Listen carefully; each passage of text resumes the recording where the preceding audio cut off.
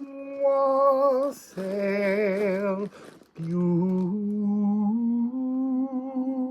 beautiful people. So before I do the 5 collective personal readings, I just want to give an update on the red dragon, because there's actually a red and a white dragon, but the red dragon is the Dragon of Wales. And just up the road, about 7 miles away, is where the red dragon sleeps. I didn't know this. I mean, I know of the place from the legend of Merlin, and it's called Dinas Emrys. Emrys being the Welsh name for Merlin. I'm gonna have to be careful with the cards. I'm sitting outside, it's raining. Everything's inside the sliding doors, because I just wanted a beautiful background.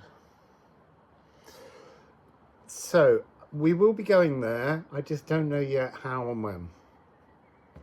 So these readings are, there's 5 I think, and each person has gifted £40 to the channel, and this means they are the catalyst for a collective reading, but the reading will involve aspects of their own lives, is probably the best way to put it. So here is the selection of 5 readings. You can pick one, or you can listen and just allow what tunes in, what harmonically excites your energy to be informative to you.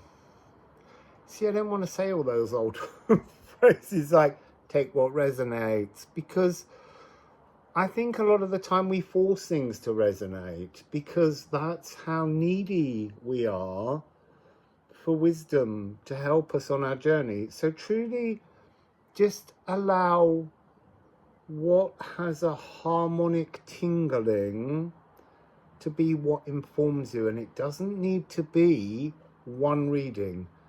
There could be things across all 5 that just need to be your tiny droplets of water. So here are the 5 to choose between.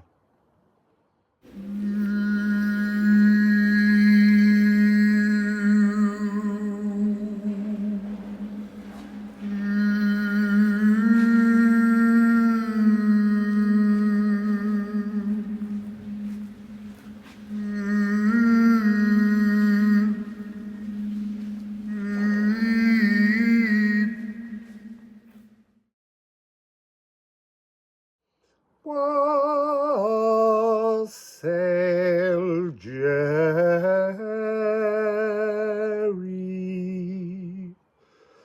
Thank you for your donation. You see, this is really interesting. I'm being told to go straight to the ceramics.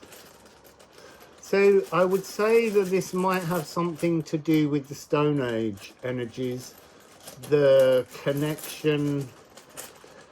You see, that's interesting. A connection with building stones, not stonemasons, but being in a community that placed stones at the point when we became farming community. We stopped being nomadic, but many didn't stop being nomadic, and so stones were raised to be markers so that you could find your way back to the community and your families. So, sorry, that wasn't the point. That was me explaining something. So the point that's being made here, like we have the harmony of the mycelium, this is kind of like, it's like a kind of harmony of the stones, of the rocks, of the earth, but it's to do with the static earth, but it's got a lot to do with Feor, mobile wealth, but also witnessing quantum transformations through the stones. I did videos in Brittany that link to this kind of storytelling. That was back November, December last year, 2024. So anyway, let's begin with the ceramics. So what do we have first of all? See, towardness. This is the energy of the future briars. Well, it's the future, but it has briars growing around it. The need to untangle. I feel here very strongly like there's a purpose here, which is to prepare the ground now for future lives that you've already lived. So it's like you've come back in time to gather the ingredients. But there's something about it having, I feel like you've been back, the last back that you did was back at this point to do with the stones. It's to do with the organic matrix. You must have some kind of frequency here where you're trying to reset the organic truth, the matrix of the Menhirs, the dolmens, tuning in, leaving something, maybe placing crystals, visiting these spaces, these places, Neolithic, megalithic energies, big rocks, mountain climbing is coming through, going to the top. You see, they're saying the Rockies, but what they mean is they mean the stones. And then east. Yeah, look, this is really interesting. Let me just look at the other ones briefly. I need to know what's going on. Yeah, there's something about peeling away the layers. So look, this one here, these two, if you place this one in the middle and add more lines, you get the all rune. It's like that's what you're doing. You're here to anchor all of your magic, all of the possibilities in your lives, not just here on earth, but throughout time, all the different threads of your soul and its songs. Oh, look, I can show you the all. And I was like, I can't find the card, but it's on the back of all of the cards. And it's really interesting that that first card is Wakand, the Watcher, the animal totem. This is to do with both being watched and watching.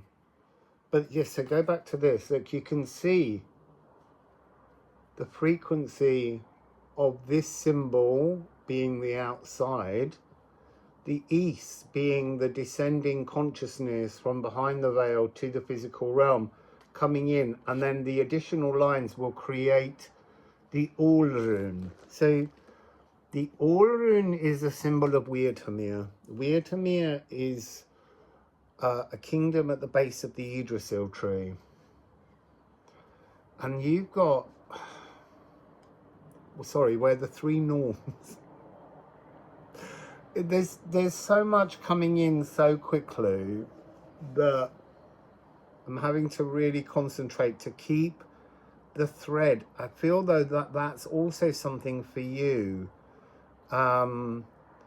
Focus is really important to you, and you don't like to be rushed because you want to make sure that you place the pieces together right the first time.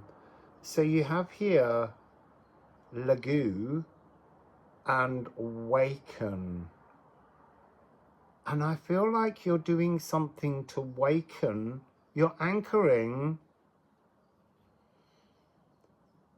consciousness here so that it can, it's like flying a kite or a satellite. A kite's better in a way, a weather balloon.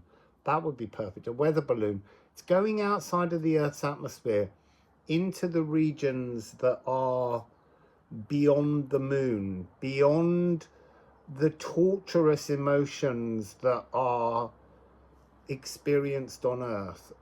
And so you're looking at the energy between the dark side of the moon and the sun, which is the Lagoon. This is where all of your futures, you see, I want to say are shaped, but it's not are shaped, are garnered, are floated. That's the best way. All of these other existences, the Earth ones, are back in time. But I'm not feeling like they matter that much. That's interesting. What matters is the lifetimes to come that you've already led. And it's really important to clear out the briars that might... you see, there's the word harness coming in that might stop you harnessing the frequency. It's an inevitability. I see, and that's the weird part. It's not, I don't feel like you can do it wrong, but it is essential that you do it right. So, Jerry.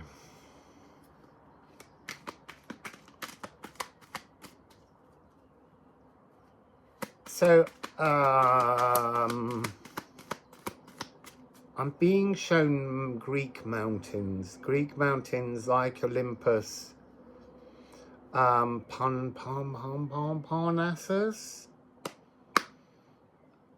The reason I'm being shown these are there are stories of archetypes of God frequencies, forgotten gods. That's interesting.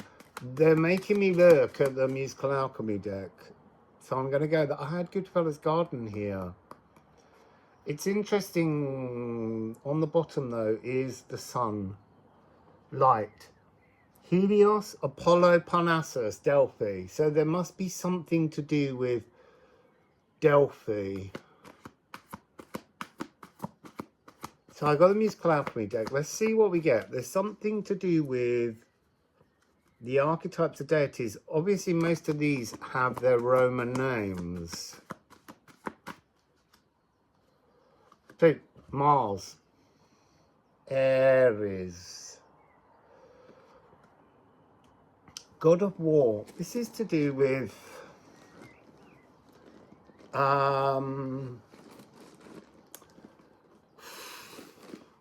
not supply, it's to do with an energy of recognition or being a greater sum than all of your ancestors. There's something to do with that. This has to be anchored here. The war with one, actioning, feeling stable and secure is the key to what's coming. This is the moment when somehow your future past driven ambitions become energized with a passion to accomplish. But what this important part is going all the way back. You are more than the sum of your ancestors because you have this galactic connection.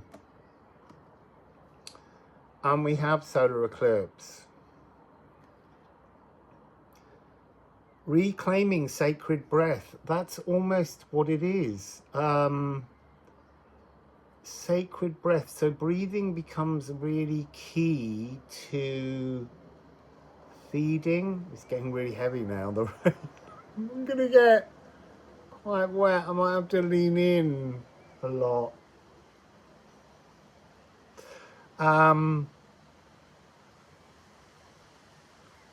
So there's something... Oh, yeah. I need to move the cards forwards. I am getting wet, but I'm not going to worry. It's dribbling down my back. It's quite lovely. But it's coming with a message, which is no matter how much we wish to organize and I want to say like a health and safety thing, to imagine the possibilities, to run things through a sense of acquiring, what's the word, acquiring a comfort in knowing the direction, all of the aspects that you consider, including all these jigsaw puzzles pieces, with the awakening and the lagoon and the consciousness being tied into the future. There's always a rogue element. And what we have to do somehow, a galactic opportunity, a musical suspension, we have to...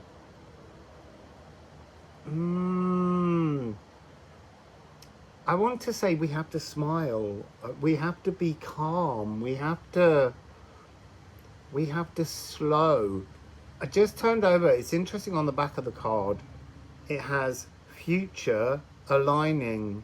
That's exactly what you're doing. You're future aligning here now.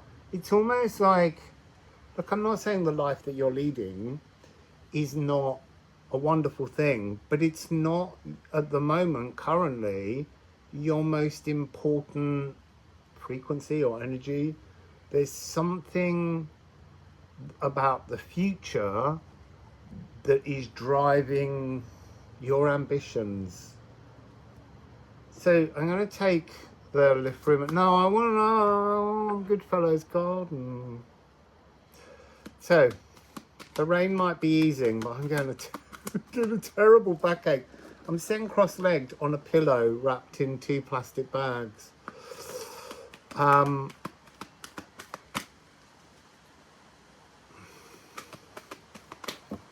So let's see. That's 8 cards. I just want 1 or 2 maximum. Just enjoy the rainy interlude.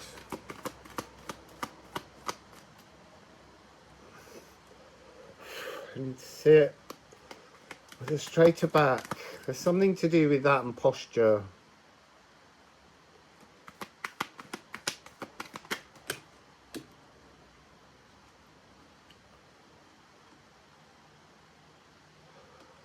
You have to stop, but not stop what you're doing. Slow down. Being being on the threshold of the visible silence. There's something about tuning into peacefulness, but I don't mean feeling peaceful. You will, but like this sound of this gentle rain is peaceful. So where's that place that you go to, Jerry, that's away from everybody, away from everything? Is it up a mountain? Was that why I got mountain climbing earlier? You need to go there. Why? The rain's getting really quite heavy.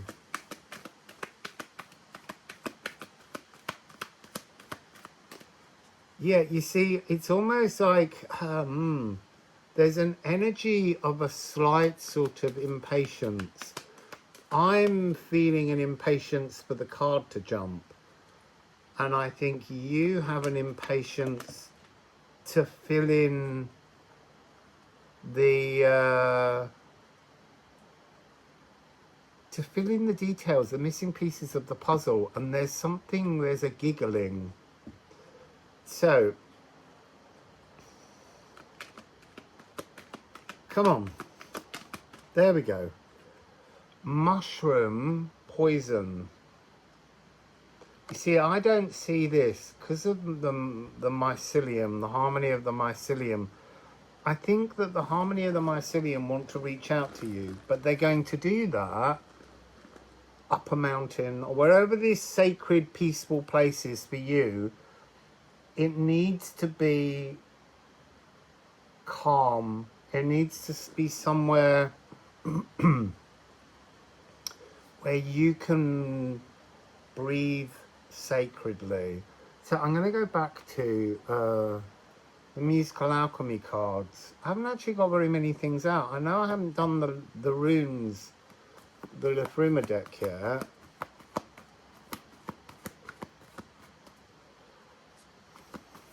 So yeah, I feel like the harmony of the mycelium, they're like the fungus council, the fungus among us.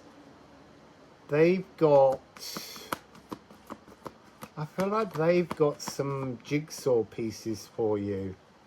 Now I'm being told they've got the frame in which the jigsaw needs to be built. It's almost like you don't know the size of the jigsaw. They're going to give you the dimensions, the understanding of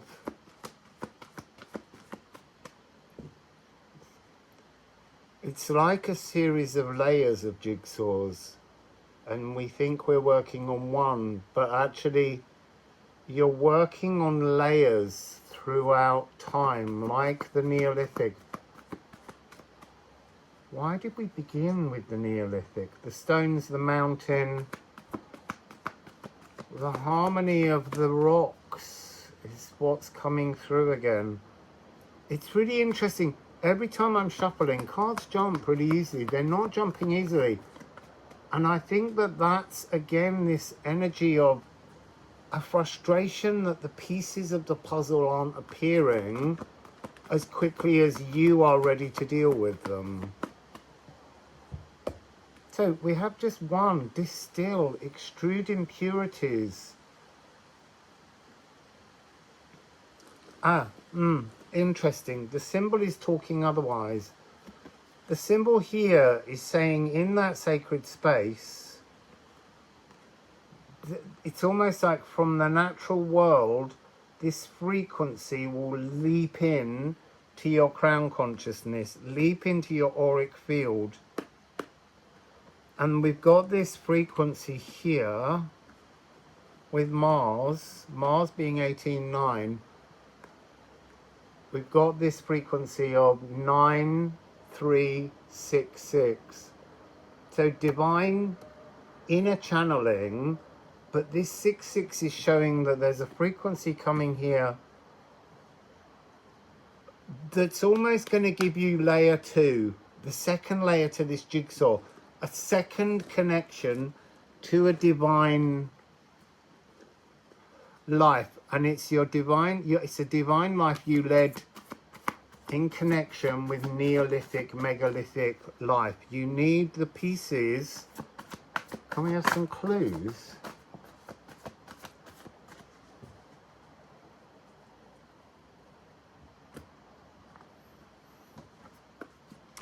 So it's interesting, we have Perth and we have Newer. But what's really jumping out at me immediately was 1445. I think that there was, because the 444 is the Jupiter trap energy.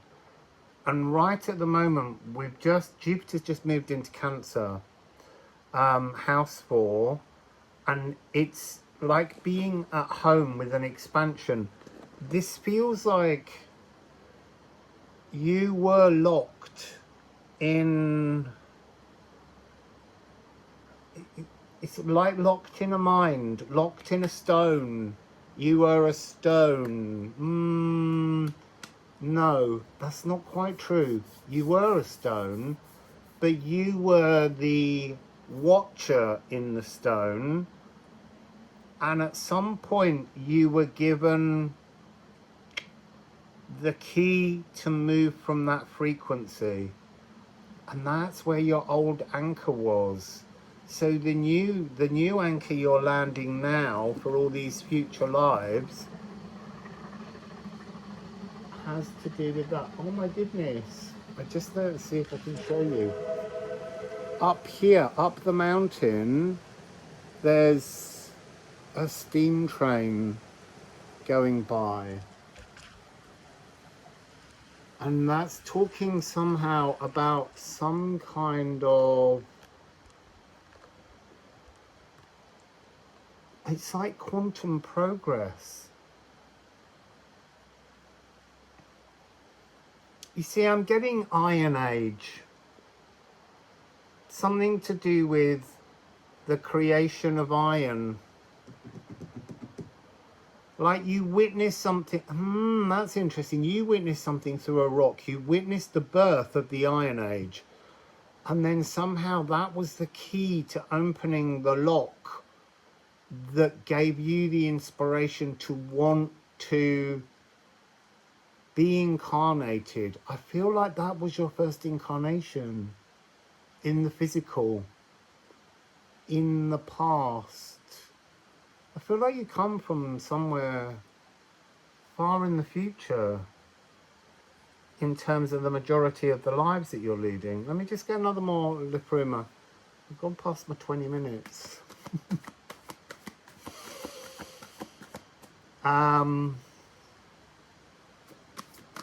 Yeah, it was like you were struck. You were struck by the cosmic potential of the application of iron in humanity. That's what's coming through. And that made you want to blossom into life.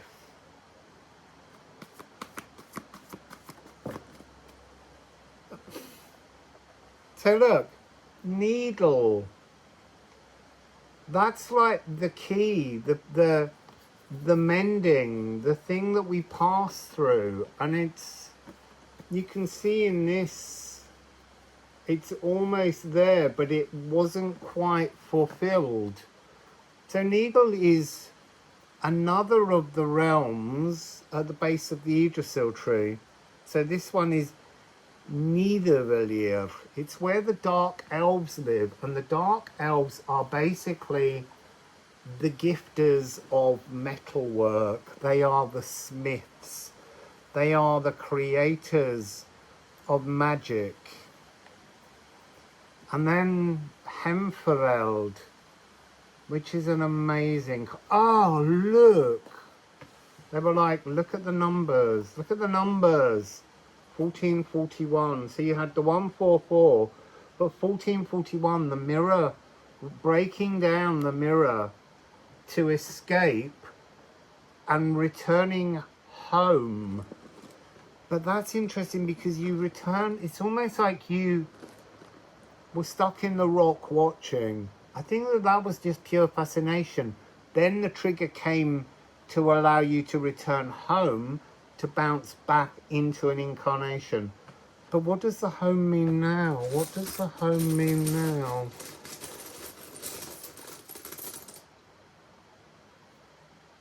So 7-2. So you've got 7772 you might want to look up. This is Leche. This is the emotional bleed. I feel like there was this inspiration, but there was not the anticipation of the emotional bleed that comes down, that takes place in physical world. Even though you'd witnessed it within people, there was an optimism within you that didn't believe it could touch you. But when we are incarnated, we have like a memory wipe smudge. So there was this energy, you see, because I'm being shown 2-7, I'm being shown Moon in Ophiuchus as the mirror there. So you might want to look at that frequency, Moon in Ophiuchus. I'm just going to get one more card. In what way though do I mean that?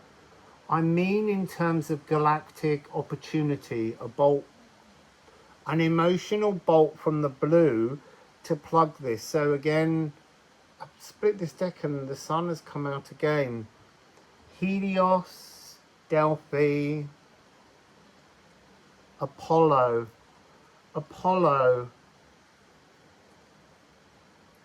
It's almost like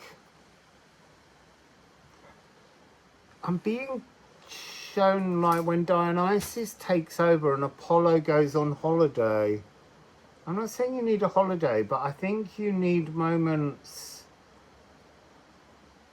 moments of rest and recuperation, time out to tune in. But there are all these, there's a real energy of catapulting, this going back to this anchor.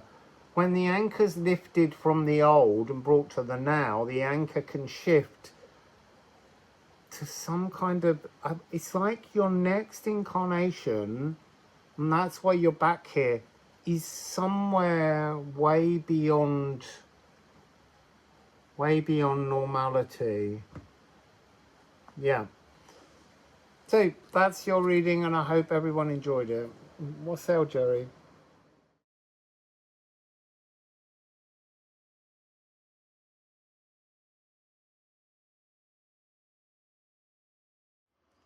Mwah, mwah, mwah, mwah.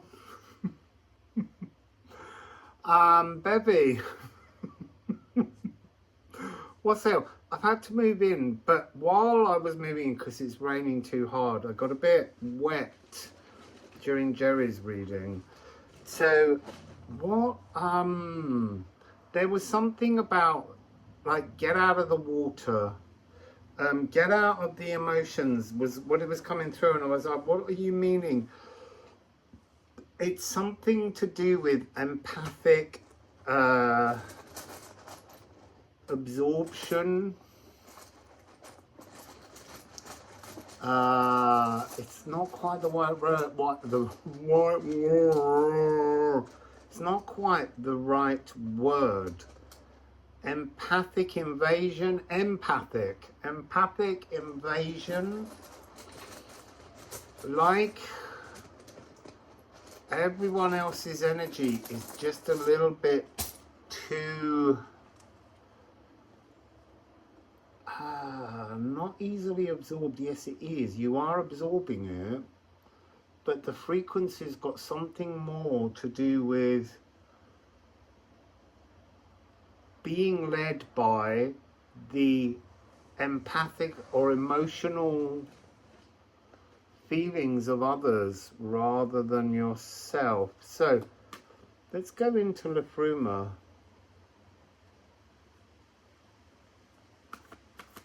The rain's absolutely gorgeous.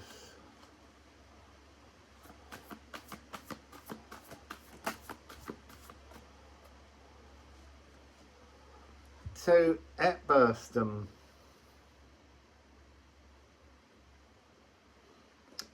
Ædan is the U-bow. The U-bow, you,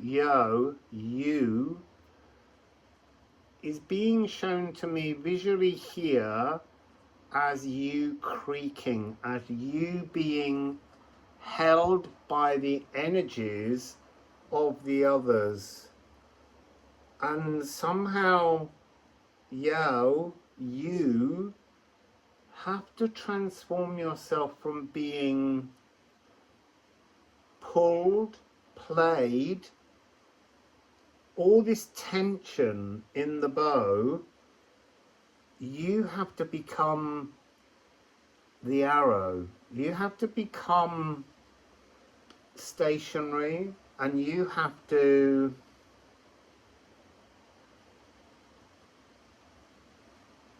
I want to say, like, kick out so that they let go. But I'm also being told that this has got something to do with an inherited energy, like the name Fletcher being the people that made the feathering on the bows.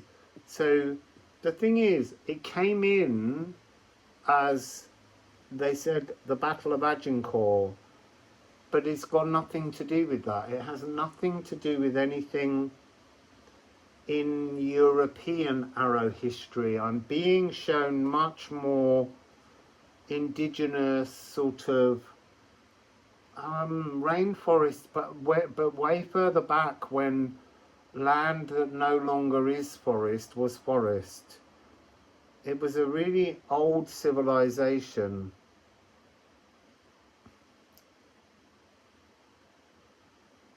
Yeah, I believe I can fly. Like the arrow. I think you had to get away.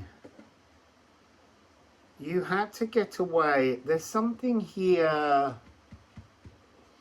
I feel like in a past life or in your DNA, arrows were made for hunting and to feed, very much like spears. But I think as a child, hiding in a tree, you witnessed someone do an act of war or violence, killing another with an arrow rather than killing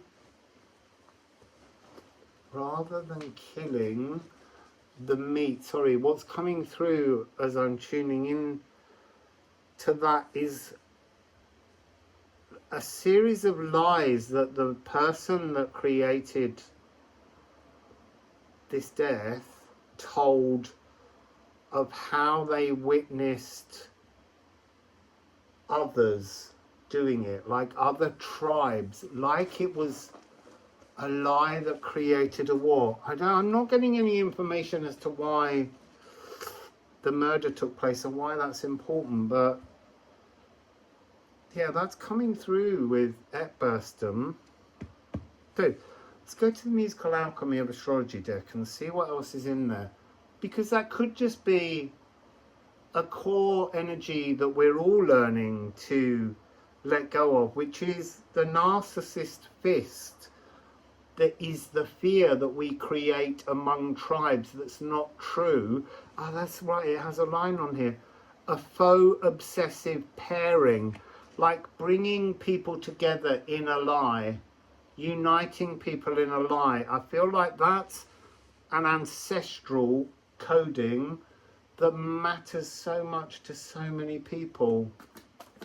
I want to say I'm also seeing olive trees. I like arrows. Did they make, I don't know, did they make them from olive trees? So here we have Moon in Pisces. So now this is going somewhere else. I mean, that was like coding within the DNA. This is taking me to somewhere far, far away. I want to say I need a bit more, but it's giving me a moon satellite energy. I don't mean in this galaxy. So there was a planet somewhere, and there are a series of 17 moons around this planet. 17 moons around the planet. It's got something to do with the importance of prime numbers.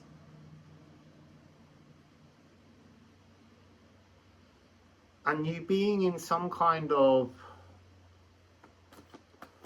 civilization on this planet. It's almost like the energy of the planets that go around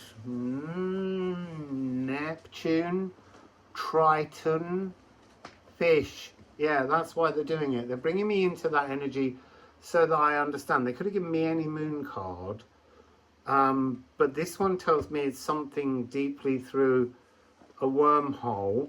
But also Triton, the son of Poseidon, the fanfare, the conch shell blower, is the one planet that goes in the opposite direction. This has to do with that. It has something to do with defying, I want to say cultural agreements, because that's also what this is doing. This has got this energy here of someone defying. You see, I'll be honest, I feel like you spoke up, or the ancestor energy spoke up, but too late and to the wrong person. I think it ended up harming the child. because sometimes there are moments when fear has overtaken a group or a community so strongly that even revealing the truth, even if it's about a mythology, that's interesting, you are taking away a tribal pride, a national pride. It's really interesting. So yeah, it's a water planet as well, because these are, you know, water signs, Pisces, Cancer and Scorpio. You see, and that's really interesting. Why did the ancestor energy not speak up? Because this was a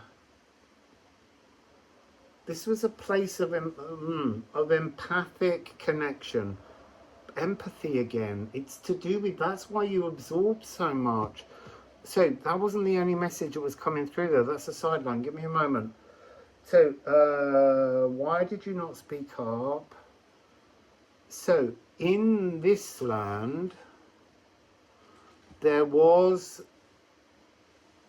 a language of, well, let's say like a sign language, you know, because if you're hunting creatures with these bow arrows,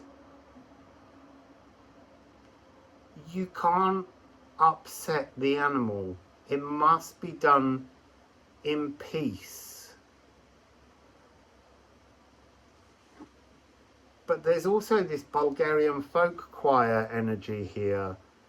I want to say it feels as though I'm being shown the fish, and then I'm being shown an auric, empathic extension on the fish, which becomes a harmonic frequency of language, wordless. It's underwater. It's a bit like the planet Ceres. Something, ice, water, volcanoes, ice. Ice is the energy that's key in this. As the world grew colder or solidified, like an ice age, the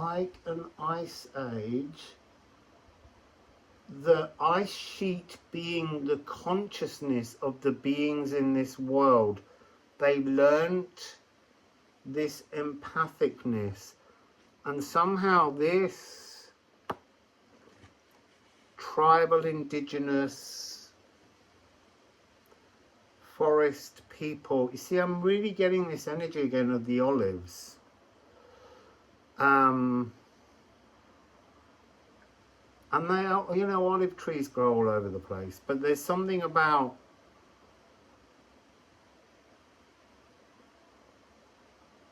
the versatility of the olive, and I don't know what that means at the moment, but I think it's just being used as a kind of geographical location. 3990, like there's a, you see, I want to say there's a fragment of your soul in this realm still. You see, I don't want to say trapped in ice, living. It's almost like the a proto emotional experience that echoes trees, how trees live statically. This is about holding consciousness very, very static in order to reach out harmoniously to the entire collective on that planet. You see, because there can be no wars, it's a physical world, yes, but there can be no war because everything's caught, frozen. And I think that some of them witness this kind of energy so often. And that's not why they became frozen. That's the interesting thing. It's not why they became frozen. I'm so... Baby, I've only pulled 3 cards so far. And we're already 14 minutes in. But look, it's just channeling through. This story is channeling through as I garble. What I'm hearing is like the song of peace, a song of peace, a melody of harmoniousness. That's the point of the existence of this. And it feels as though that's what you're needing, not you needing, but what that collective there, in that realm, their function is to be the choir, the orchestra, the organ, the symphony of peace. They resonate an energy of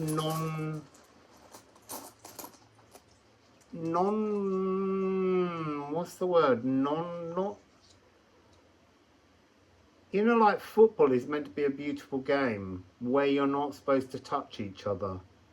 I can't remember what the words are because I don't play football.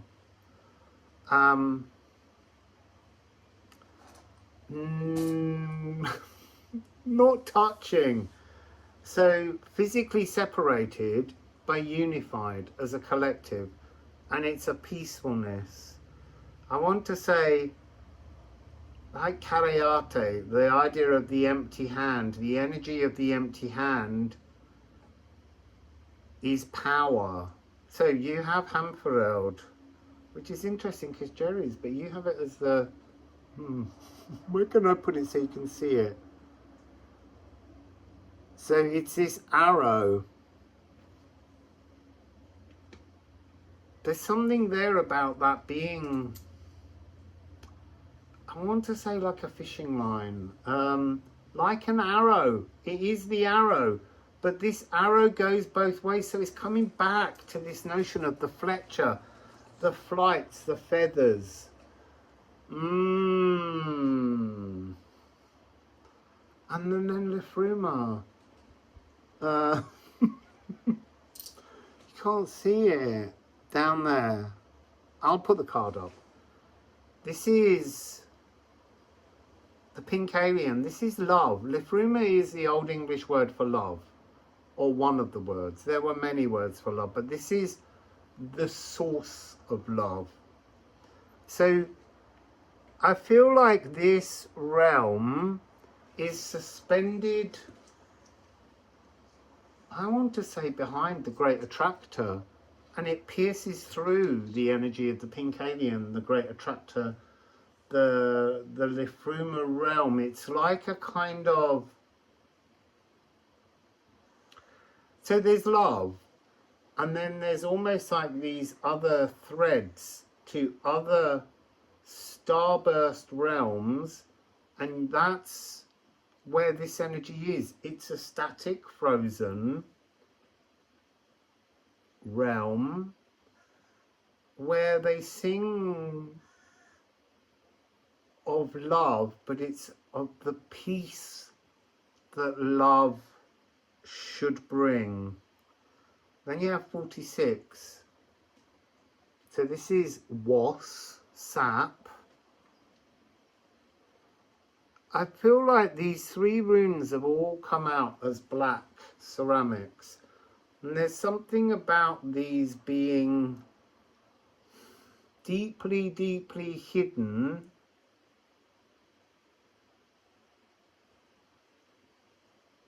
realms. There's a whole series of them. They're all attached to the energy that I call the Elven ring. You see, I was immediately, my brain was asking, is it Aquafaria? But it really isn't, because Aquafaria is an energy of love, but it's a place of construction. This is a place of, it's almost like this is the visible silence. I have no name for these things. This is the hardest part of this. Maybe we should look for the Old English word for, sorry, I turned this and it's another black rune. This is definitely, this is newer. This is, they're like threads of potential blossoming consciousness of peace. And it's like we need more and more souls to connect to the hidden. These all feel like that because the great attractor's moving away from Earth, it's like we're tuning in to a whole new series of star seed realms and frequencies that we've had no knowledge of before. And I'm seeing a lot at the moment, all the time, of adverts for star seeds. And I feel like these people need to open their minds to these far-reaching capabilities that are so much more informatively sublime, because that's really what's going on here. It's like the love in the shadows. It's the nutrients behind things, the peacefulness, the loving calm, but how it knows it saw lies and death. It saw, it witnessed, you witnessed, others witnessed, this energy. It's a manipulation. It's like the birth of narcissism. And this, I want to say, made you calm, made these beings calm, because they are frozen in peaceful comfort. It's not like cryogenetics. Yeah, see, look. What a beautiful one. So it says portal, 0 point. And that's what this was. I was going to say you had the 399 of this realm.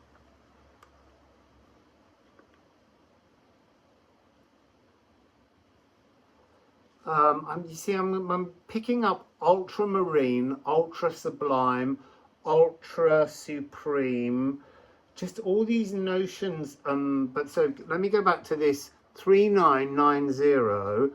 So I wanted to say this 0 is this, it's like the ice, the cosmic ice of the planet. Like no one gets in, no one gets out. It exists as a thread of consciousness that is a 0 point portal of peace and love. And it just resonates down. So wow, 4 cards and just 4 runes and all that beautiful story, baby. This feels a bit like acacia, but we need a name. We need the Old English word for peace or something like that.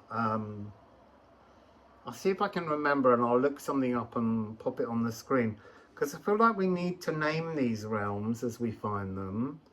Maybe for the moment it's just Bevy. Anyway, that's your reading, Bevy. Wassail.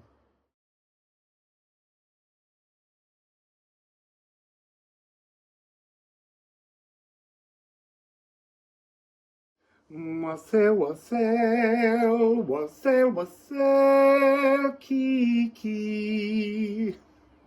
Don't know where that one came from. To Kiki, I wasn't really sure whether you were sending a donation. or asking to be the Kickstarter for a reading. So I wanted to do one for you anyway. So Kiki, let's see where we go. I'm burping an awful lot. So there's something in this frequency about truthfulness, like a place where no one can lie. I see what I'm hearing is, I can smell a lie. That's not you. What I mean is a place, a space where lies can't exist because people could smell them. And so there was a need to wipe that away, to wipe out that species that could smell lies. What's that about? Let's go. So I'm starting with Liffruma because I know you love your Liffruma deck. And everyone else, if you want to, you can purchase the Liffruma deck at liffruma.com. It's a very beautiful deck that took 2.5 years to build, research, create.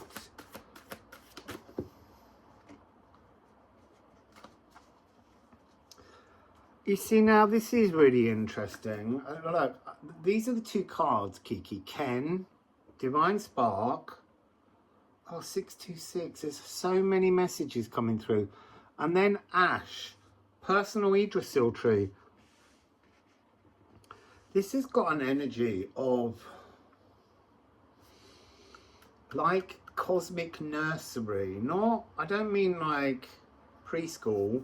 I mean like where the gardeners of the personal Yggdrasil trees create, nurture. It's like the norns, but it's something primordial. It's before the physical. It feels like this is galactic seeds of consciousness, and it's a little bit, I'm being shown like the Russian doll inside a doll inside a doll. It's like this is a place where it's like, sometimes I'm shown visuals and I don't know how to capture the words quick enough for what I'm being shown. So like there's a potter's wheel, but the potters are working with pure dream energy and they're molding dreams. But the thing is, at first they wanted me to see them like the Russian dolls fitting inside trees.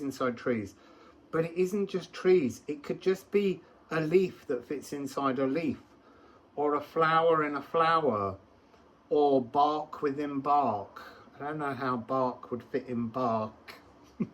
Maybe it's when bark plays bark. Oh, maybe it's CS bark as opposed to JS bark, or whatever their initials are, father and son. So there's something, oh, it's like the clue is in the card. So in the card is a picture of the card. I have to show you it on the screen. There's a picture of the card. And in that card, there's a picture of the card. It's like from a single spark that these energetic potters, I don't know what to call them, are building. They're building now that fits inside the now, but it's not activated as a now until it's like water, but it's energy, but it has to, it's the reverse of what I've been told so often. So this is like a divine intention, and it has to grow into the shape of the space it was always intended to be. So there's something about how we have divine dreams and delusional dreams, and the divine dreams have magical energies inside them that will come to fruition. And our delusional dreams will wither and fall, just like a tree, just like the fruit that's not meant to be consumed. Whew. So, ash. You see, ash is talking about soot, not just the tree, but ash as in the byproduct of burning something. And so, smearing of the ash, that's interesting. So I'm being shown an energy. Can't remember the name of the Indian gurus who cover themselves in the ashes of the dead. But this isn't the same thing. So these fruits that fell from the tree that were not divine dreams, these gardening potters will smear themselves, drinking, feel, whatever it is. They take the ash, they make the clay to turn what were once delusional dreams into divine dreams. It's a transformative energy. Yes, so when a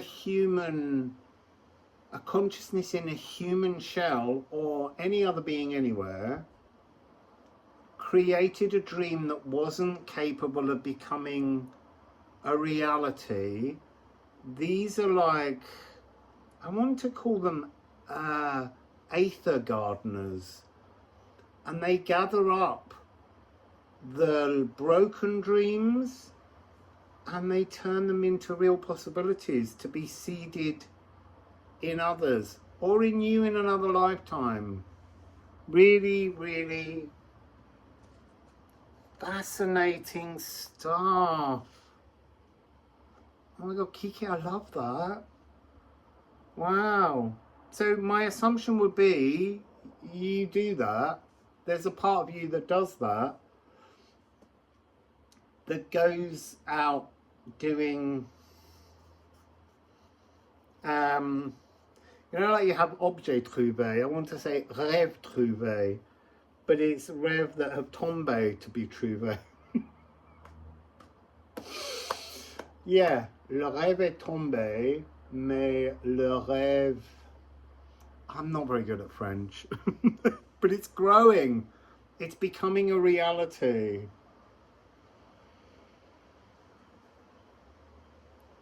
You see, I'm hearing... There's something to do with the number 13. It's like, I feel like you have to collect 13 possibilities and they get molded together and then they get divided into 13 possibilities, but they now contain all 13, I don't know.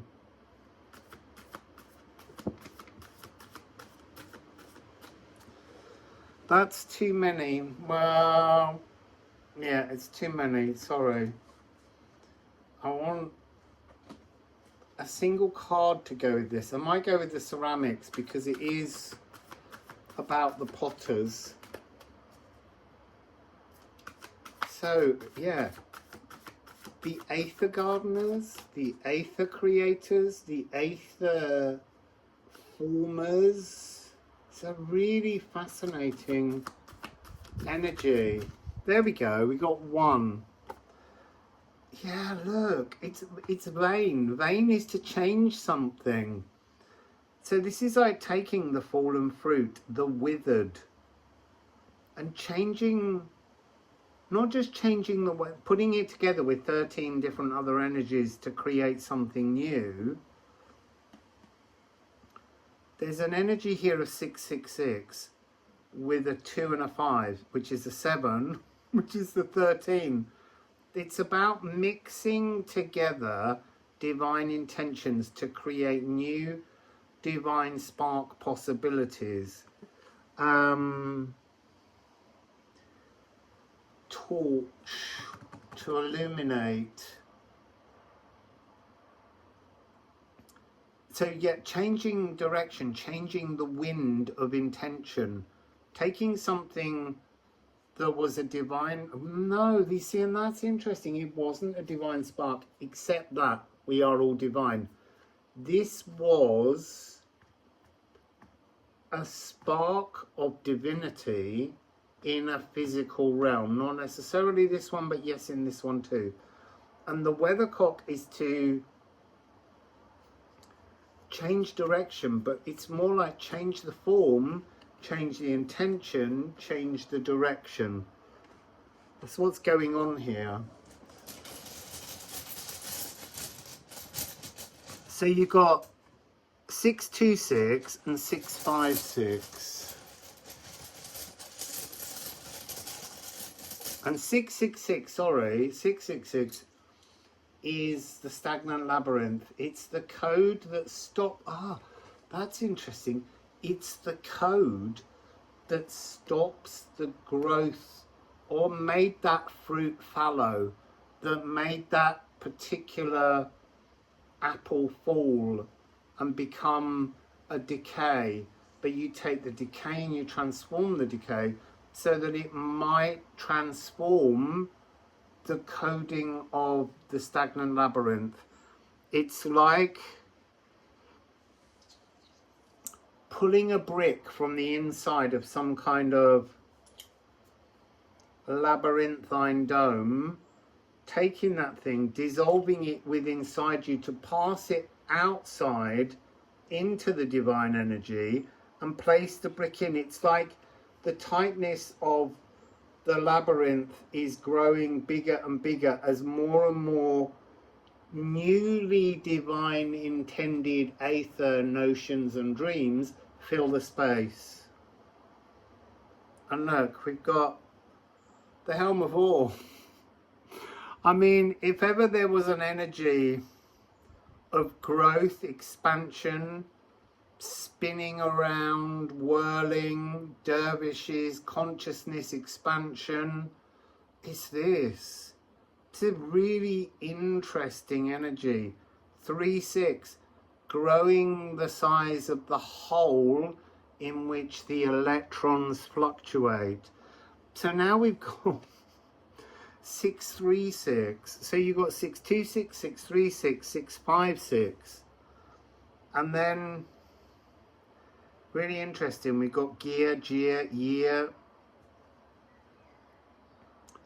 Wow, we can see this one. So this is 12, which is 3. So this becomes 363. So we've got 636 and 363. There's a whole series of, they're like, to me, 3666, combinations of 3s and 6s have a frequency of awaiting expansion. So it's like building blocks growing ever larger, but they go back to the very beginning because there's something of early existence that comes with 3666 for me. And then it's just awaiting the 9, the divine 9. It's like the divine 9's there, but it needs these aether gardeners. Let's get there. Just gonna have a sip of tea, Kiki. Oh, that's gorgeous. So let's garden. Oh my goodness. It went right outside. Crown chakra. You see, crown chakra is the perfect space within the brain to plant the seeds of the Yggdrasil tree. So, yeah, it feels like... See, I'm being shown Heimdall, I'm being shown the Bilros, the Bifrost Bridge. I'm being shown this notion of consciousness coming down and blowing the seed. Blowing this seed, and the seed comes down and it just pops inside the head, and it's a fully formed dream. But where's the divine spark?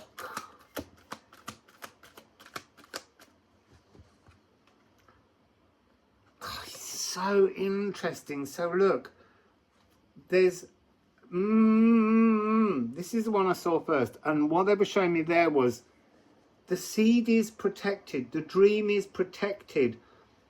But at some point, it needs to open.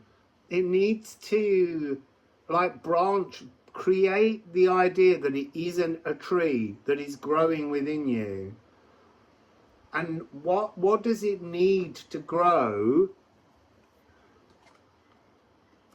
Love. It needs a heart chakra. Dreams need loving intentions to unfold and become reality. That's just beautiful. Kiki, you're making me want to blush with all the magic you're doing up there. I feel like this is sublime. Well, just sublime beauty. Interesting, we have lunar eclipse. There is a lunar eclipse on the 7th of September, and it has an A minor chord triad. This is about esoteric shadow feasting, and that's what you do. The shadows are the lost dreams, the fallen dreams that never came to fruition, and that is making this card make a lot more sense. It's not just a lunar eclipse, it's about sunless solutions. The solution is the remolding of dreams, is 13 times 13, or 13 divided by 13. This is the song of Lilith. So maybe this is the realm of Lilith, the prodigally empowering. That's interesting. I wanted to say empowered, but it's the prodigally empowering seeds planted in everyone. Cathartic conclusions, which is when dreams happen, when they come true. So this is this energy, this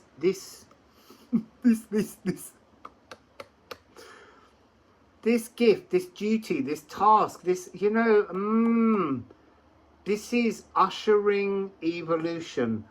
There's another phrase on the back here that's so beautiful.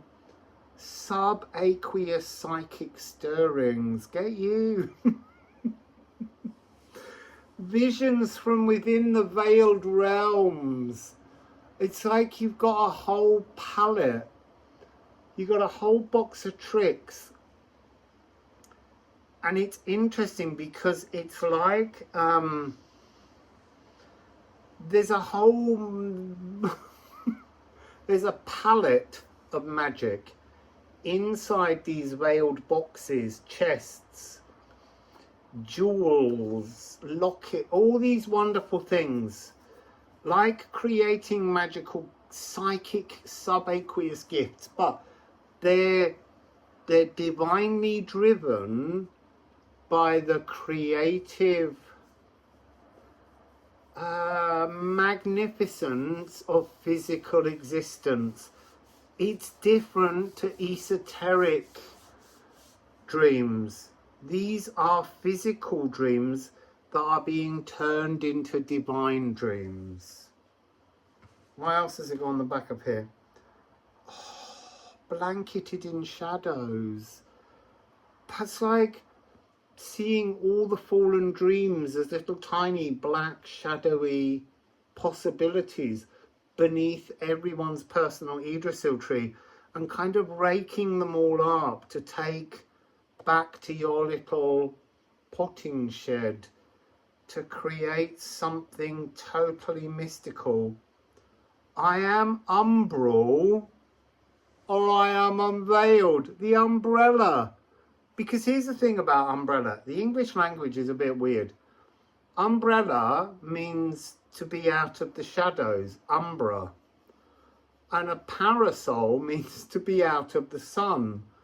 So it's only, it seems to me, that the French have the word parapluie, which is to be out of the rain. So we call it an umbrella, but we're just ignorant. But that's the whole point. It's almost saying, and that's the language of dreams. They can be wrong, but ultimately they can be found and created to have their truth. Did we not begin with that? The word truth. I don't know. I've got so involved in this story. It's so so beautiful. The moon has immortal elixir. The immortal elixir is because in many countries they don't see a man in the moon, Mona. They see a hare, a rabbit, and the rabbit gathers herbs and spices and makes an elixir that's meant to be the elixir of life. But this is the dream elixir. This is the elixir that keeps evolution alive. The physical world, I want to say wisdom, or a wisdom that only exists within the physical, but it needs the partnership of the esoteric to be divine. It's just gorgeous. I could sit in this energy all day. This is really exciting. Well, I'm excited. So we have pulverize. Pulverize is to atomize pains. It feels like the sadness of the fallen fruits, the fact that they get covered in the bloom of the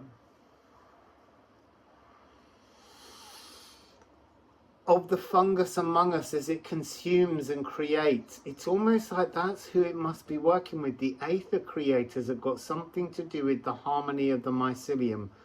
They're like I want to say it's like the dream poets, the fungal dream poets. Deconstruct to reconstruct. The lullaby for disquiet. This euphoric, the space after the mountain falls, like the gaping wound in this sense, that can be filled with the new dream. And then rusted, interesting. House 2, values, turning rust to gold. Time for the B-side, like the A-side wore out. Just, you put the needle on, it just slid straight into the middle and then just kept bouncing round and round. It wasn't ready. The A-side couldn't be played, but the tune on the B-side is really interesting. So you're making, there's a benevolent beingness lacquering intentions with beautiful sincerity. And then psyche. This is seeking the soul's home, the celestial choir. You see, it says the return of lost love, which is to do with psyche, but actually this is to return lost dreams, and that's a beautiful thing. So Kiki, thanks for that. It's gorgeous. Wassail.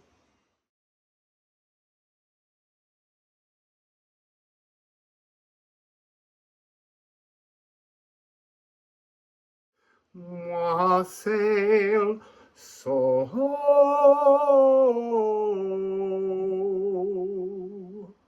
ho.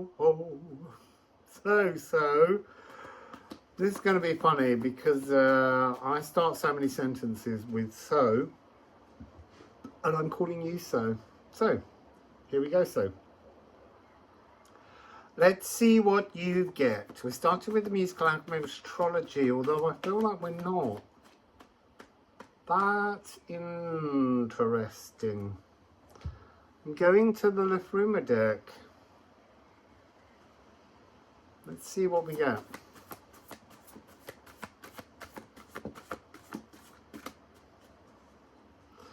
You see, there is this really interesting thread of energies. I mean, you know, there's 78 card decks and a 99 card deck.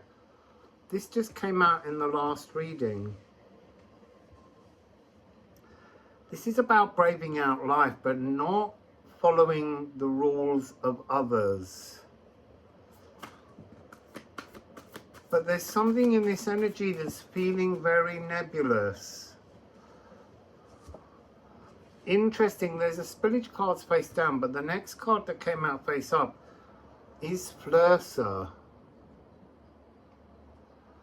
You see, I'm picking up an energy here of like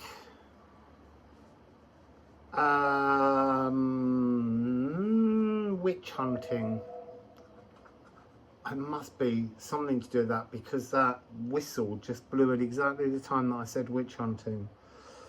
5, 6, 6, 7. Like a battle here between, I kind of want to say, I hate using all these kind of words, but like patriarchy versus matriarchy. Like a clear division here. This has got something to do with brewing. And when I say brewing, it's not just like brewing potions of the cunning woman. It's like the brewing process in many places was done by the women, the cunning women, and the witch's hat is actually what we consider the witch's hat, but the point, that was the hat that represented she who brews alcohol. So aquavita may turn up, but so this has something to do with masculine greed. Accuse the brewer or the brewess and have her killed, and you can take her business. It's a bit of a dark energy. So what else am I getting here? I'm getting being pinned with shame. Having shame pinned upon you that's not true. So we got 3 other cards. So we have Windhorn. It says being unbound, but what it's actually saying is here, at first it was like being bound and drowned. But now being unbound. So almost like an inherent frequency within the DNA that makes you want to scream at emotional injustice. And then we have Dej, which is the purging. Like, this is the end of the line, last rune in the Elder Thuthark. Bringing, I want to say, bringing witch gifts into the daylight. That's what's really coming through.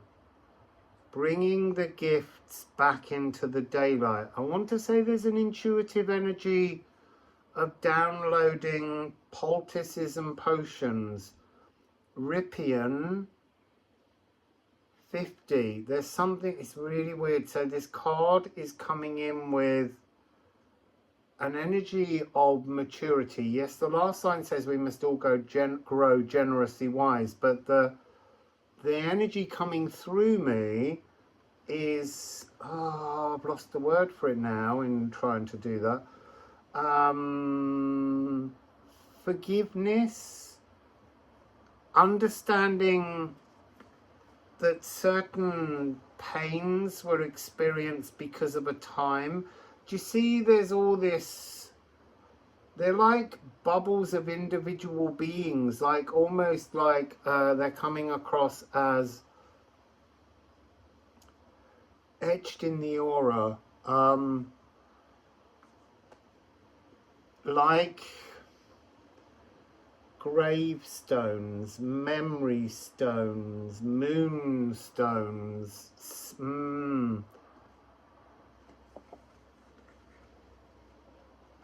So Flursa has to do with 13 moons frequency. Divinity midwifery is coming through.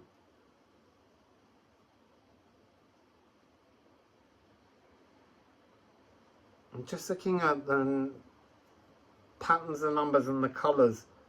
It's this one that's singing the most. It's this one that's to be bound and drowned, but now to be unbound and free. to free old wisdom, to pull energy back towards you. Let's get some rune stones on that, so we can see.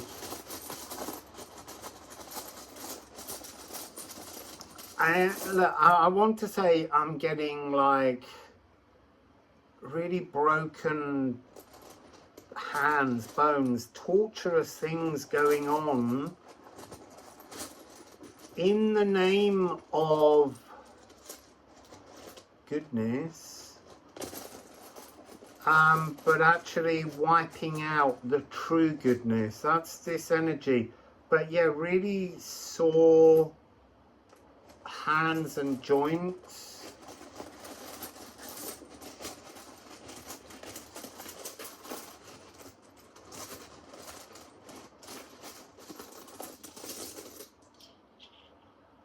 So waterfall. So this is the mystical healing. But it feels like it's really interesting. This is becoming a passageway through midwifery, from womb to womb to womb to womb to womb. Every single person alive has this connective womb portal arrival into the physical. But this is showing me an energy of that same, it's reversing, going backwards to remember, returning ancestrally to a lost contraction is what is coming through. But what does that mean? Like the last push. You see, I'm being shown like something containing the memory being stillborn. And this is about reconnecting down this, it's like one long continuous tunnel of existence and life. And somehow this is to do with womb. This isn't, I'm not saying that a man can't remember this, but this energy really does have something to do with unpurging lost knowledge. 45. Early magic returning. Early magic in the mystical waterfall. Early magic in... I want to say there's something in this. It's really weird. I'm picking up an energy of like bacteria in the appendix receiving memory or remembrances of things. There's something as well where there's an energy that wants to stop this remembrance, like a distraction frequency. And then we have, it's interesting, we've got 0 and then 10, 0, 1, 0. So 0 is the Gununga gap. And this is womb. This is where life comes from, all life. In the Gununga gap, the holy cow or thumbler licks the salt rime and creates milk which feeds Emir. Emir became the physical world. He was the hermaphrodite giant, became the physical world in which all could be born from the womb. And then it's just interesting because this is Nide, the shadows, to come from the darkness, from within inside the mother's body, and to be born as the future nutrients. And this is both men and women, that part, because it takes two to make a baby.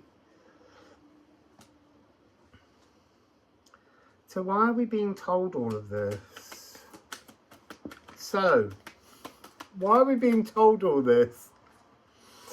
Goodfellow's Garden is offering us travel, but this is coming across as that continuous line of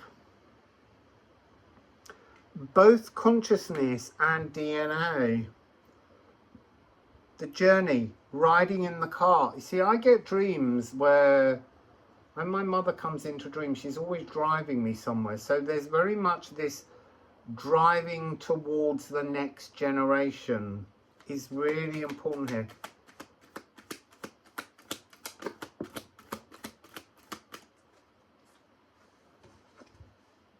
Eighth chakra, patterns. You see, when I see that pattern one, there's an infinity symbol. There's this energy of the overlay of life over and over again from one womb to the next womb, creating all life. And then how the male of the species returns something to the womb of the next vessel that will create life. It's this continuous cycle. There's something really important about the fluidity of this energy, consciousness almost, the space through which to grow, and then the kind of angularness of this kind of timer. There's a set time that life, you know, is experienced for, and when the sands of time run out, it's back to this energy. It's just something to do with celebrating the womb. It's really, really interesting. We all came from one.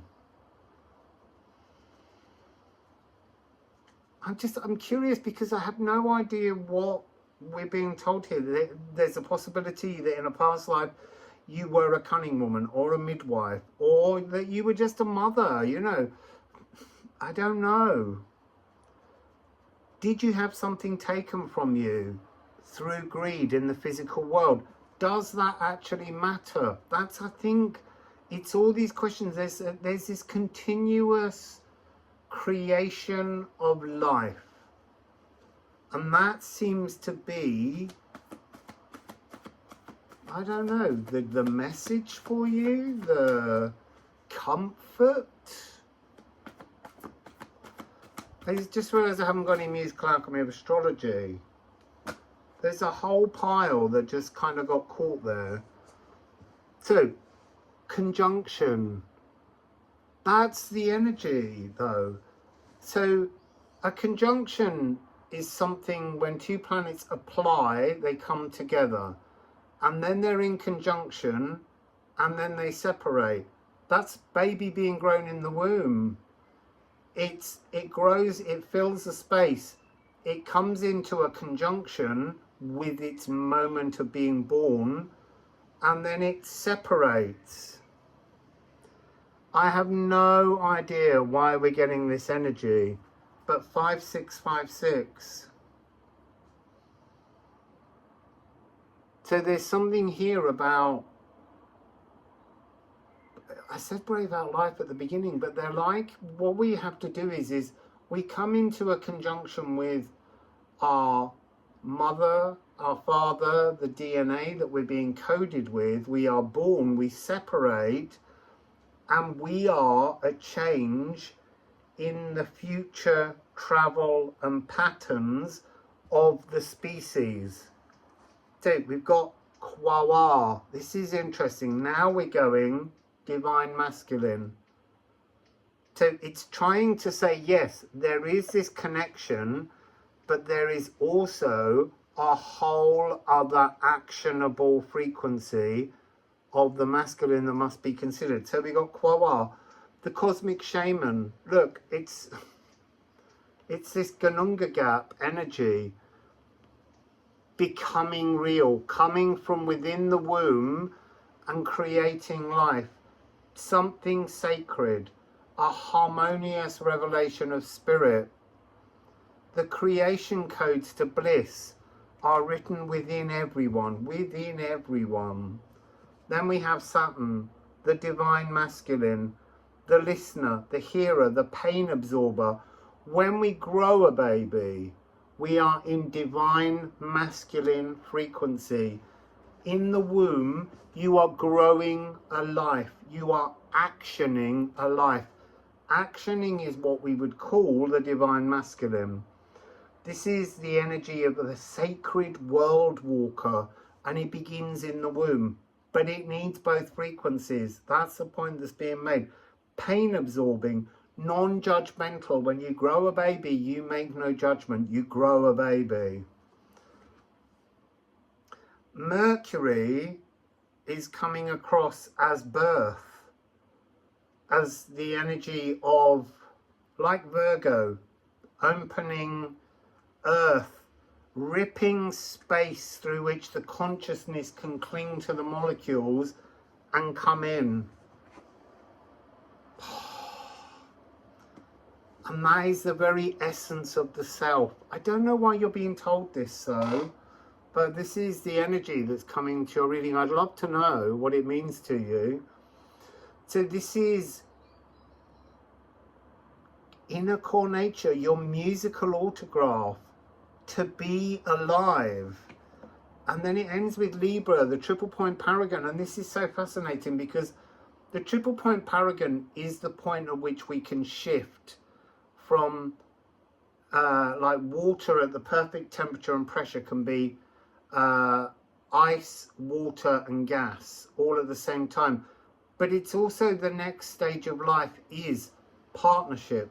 To find a partnership so that you can create a new life, sperm in egg frequency. I don't know why you're getting this message. Maybe you're having a baby. It's also, there's a lot of cards in this one. So I've done some readings today that I've had barely anything. I feel like I need some more runes.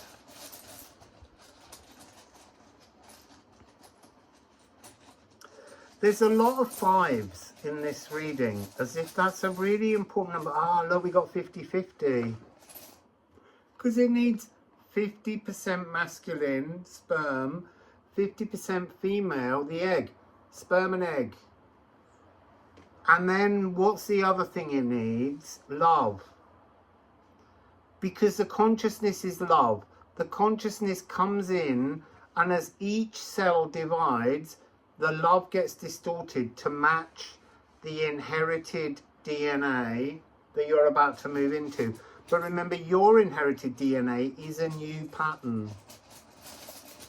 So you are not, you know, like your dad's family or your mum's family or whatever it is. You're part and parcel of all of them, but molded into something new that's truly uniquely you. That's the point of this. So what do we have here? See, we got Wentorn again. It's about the unbinding and rebinding. Interesting. 35-35. 8-8. It's just referencing this eternal, the eternity of life. Even when the sand timer runs out, the consciousness returns to the cosmos. You see, and look, 43. And you would imagine that that was a full stop, because this is a full stop symbol. But it's also the retraction of your energy back to the cosmos. So it was in the physical plane, and it's zooming back off. Why have you got all this? Why have you got this energy all about life? And how the birds, the bees work to make babies. There's not a stalking sight in this reading.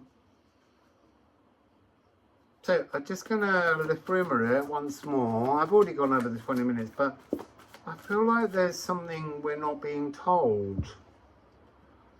27.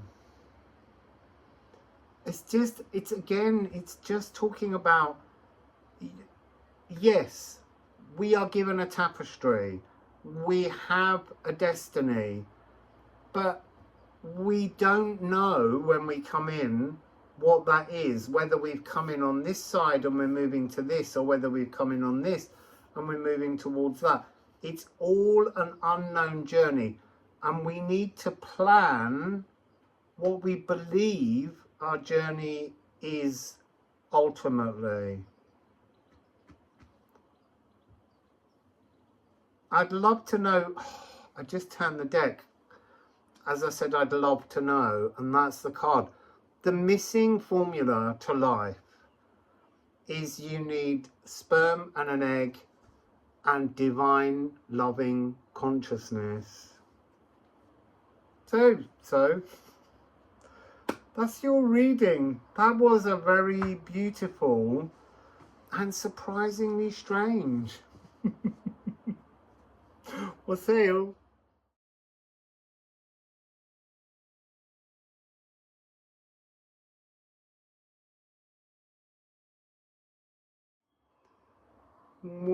Wassail, wassail, beautiful Holly. So Holly, my wonderful moderator, maybe my only moderator. Here's a lovely little reading just for you. I think I'm beginning with this deck, which is interesting. Might change your mind in a minute. Goodfellow's Garden by Jess. It's actually stopped raining. I've been doing readings here in the damp. It's a lot of bird song though. So what do we have down here? So we have teamwork. That's you and me, Holly. You are my entire team. But we also have the Ocean Queen, feminine. It's very much an energy of Ran at the ocean seabed. I need to just sit slightly differently. Oops, banished out screen there. So, I'm picking up the energy of undines. So, beings that lived in the ocean, goddesses.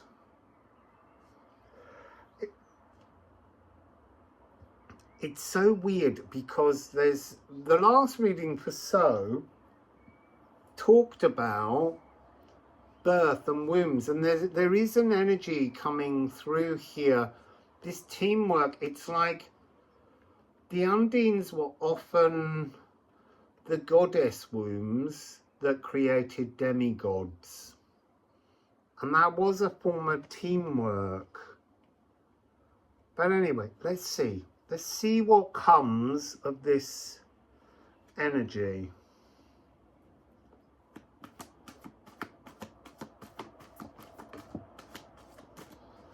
So 2 cards. Eris, Chaos. Oh, 3 cards. Dark Moon Lilith and House 9 Compose. So what am I getting? I'm getting... Look, this is an energy that I talk about and people don't like me talking about. This is about goddess worship. This is about how all the earliest deities were female. And that's naturally to be understood because women birth life. They create life. And often people will say to me, yeah, but you need the man as well. Yes, you do. And that is a creative part of it. But very early man wouldn't have understood that necessarily. I don't think that created life. And this is going back to the very beginning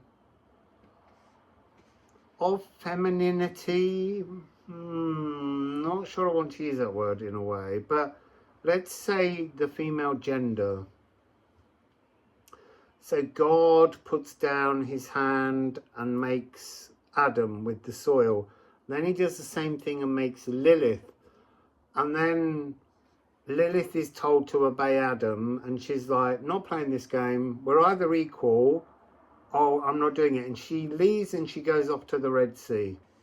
God sends some emissaries there to persuade her to come back, and she says, only if we're equal.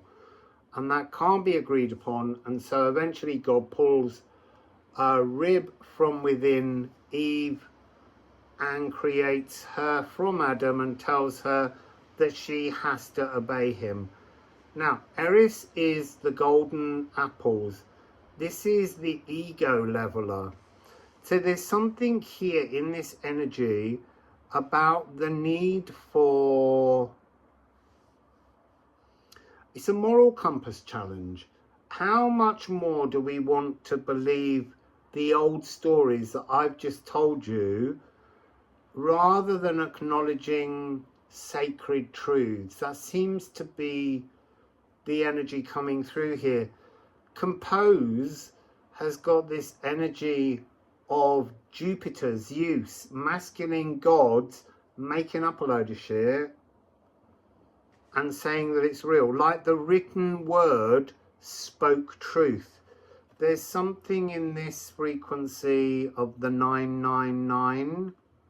So the 99 that you get from the 6-3, the 2-7 down here, that's got that energy of Mary the alchemist, to alchemize and to create something amazing. But it's also got this frequency of 999, which in England is the number that you dial for the emergency services. So the creation of humanity, no, the creation, the allowance of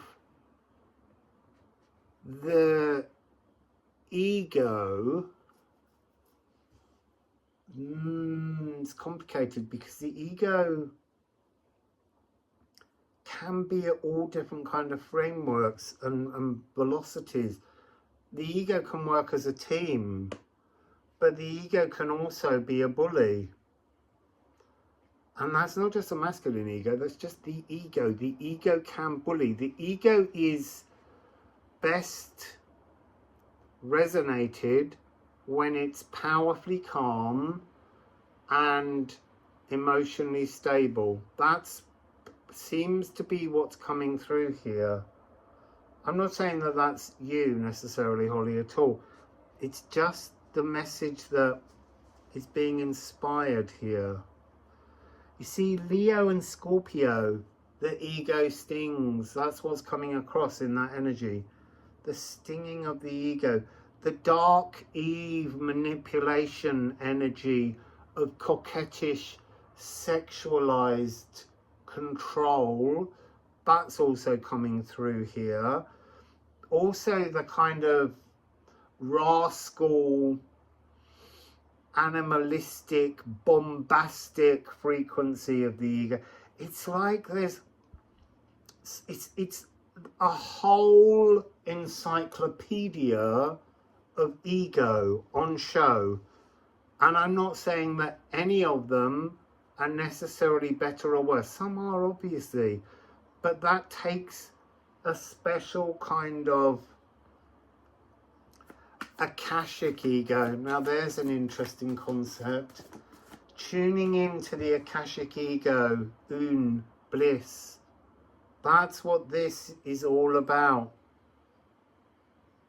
Chaffinch's pink and chirrup, yawning perfumed blossoms scent the air with clouds of comfort wrapped in wondrous wishes. Perfect pastoral peace. That's kind of like the aim. Interesting. Let's get another Liffruma. Oh, or several. Was. I see, that's really interesting, the way that went really dark. Like the ego grew with the written word, is what I'm hearing, with the symbols.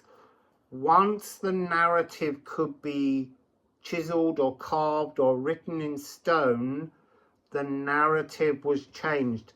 The morality of the compass turned. The composition of, I want to say, the divinity being masculine is a kind of, oh, that's interesting. So women birth life, but it's the masculine principle that actions everything in the physical. So it's kind of like a natural cycle to assume that it's one thing or the other when it's actually both together. You can't unweave this. So we have Mona, the moon, recognize Yao, 13 frequency. So we have to recognize that the divine is genderless, but it is both creation crucible and actioning, intention and actioning. We have to recognize, understand, appreciate, fill out everybody's philosophical understanding with the notion that divinity is genderless. We are in a polarity world with genders, but there's something in this frequency here that is saying what we believe to be masculine and feminine is way more chaotic, way more blurred. Interesting. Way more emotionally complex. So let's get some runes. Yes, see, 74, Gaderung, the harvest, the gathering. This is the harmony of the mycelium. Plants can be more than one gender. Not all, some aren't, but if it's in nature, it's in humanity. And we're still holding on to very archaic, singular definitions of what things are. Oh, that was interesting. It was 11:11 as I said that. And then here we have 57, which is gutten. We have to gut our old perceptions of gender. You see, and now I'm getting this whole thing where many people with their fixed and rigid notions of masculine and feminine struggle with the notion of Generation Z talking about gender fluidity. And it makes them very angry when you remove the he or she pronoun to become they. So there's all this transformative energy that is inevitable because it's actually a recognition of an unnecessary division within the human species. It's time to put a full stop to this. We have to transform the way we imagine the world and life. Nothing is. It's really interesting. I was going to say nothing is black and white, nothing is on or off, and yet that's the binary sorting that we've fallen into. And it's really difficult because it's removing all of the grey area in between so that the grey can be filled with just all this new, joyous, endless possibility. And you know, you can say, but science doesn't agree with that. Science doesn't have the data. Science hasn't made the research. Science doesn't ask people about whether they might be more gender fluid or intersex. It's really interesting. 12. So this is the future storerooms, the psychic realms that are opening is bringing in this new energy. We've got the all rune. So here is the two polarities, and that's all about to be filled with every single, I want to say, genetic, emotional and thought possibility that was previously unimaginable. So Leche is coming across as a kind of global collective wound, the clearing out of pain, into which all this new petaled, shouting, colour saturated magic and wisdom can unfold. And 5-9 Yana. Yana is to weave a talismanic thread of love. It's Frigg energy. It's this notion of unions, wrapping ourselves, twisting ourselves, binding ourselves together. Absolutely gorgeous. I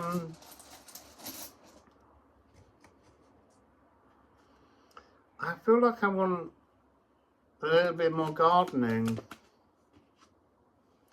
Third eye, intuition, that's also transforming. We are recognizing possibilities that were lost.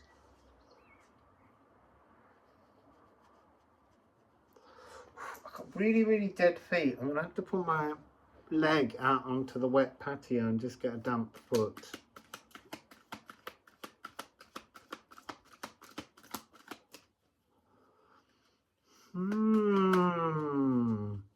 There's something about the teamwork and the feminine.